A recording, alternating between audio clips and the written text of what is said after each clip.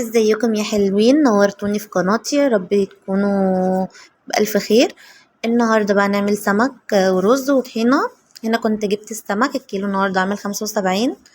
هنا كده برضو كنت تبلته، عملت راس توم والكمون وكزبرة ناشفة وملح بس بقى، سبته بقى يتبل. كنت جبت الرز ابتديت انقيه ونقيته كويس جدا، وبعد كده غسلته وسبته يتصفى بس. وبعدين جبت حلة على النار، حطيت فيها زيت وبصلة كبيرة، وفضلت اقلب فيها لحد ما ما اخدت لون معايا.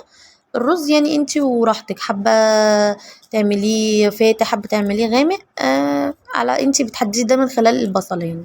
كل ما بتغمقي البصلة كل ما الرز بيطلع معاكي غامق، بس انا عن نفسي بحبه فاتح. كنت هنا نزلت بالرز زي ما حضراتكم شايفين كده، وابتديت اقلب فيه عشان يتشمع معايا ويبقى مفلفل. بس كده زي ما حضراتكم شايفين معايا، حطيت ملح وكمون ورشة كزبرة. دي مقاديري في الرز يعني. بس وحطيت معيار المية بتاعي وسيبته بقى يتشرب براحته. كنت عبال ما يستوي كنت عملت الطحينة، وهنا كان اتشرب. جبت السمك ابتديت اتبله. وكده كنت خلصت السمك معاك زي ما حضراتكم شايفين كده بس. ونزلت حطيت طاسة فيها زيت، وسبت بقى السمك يتقلي معايا.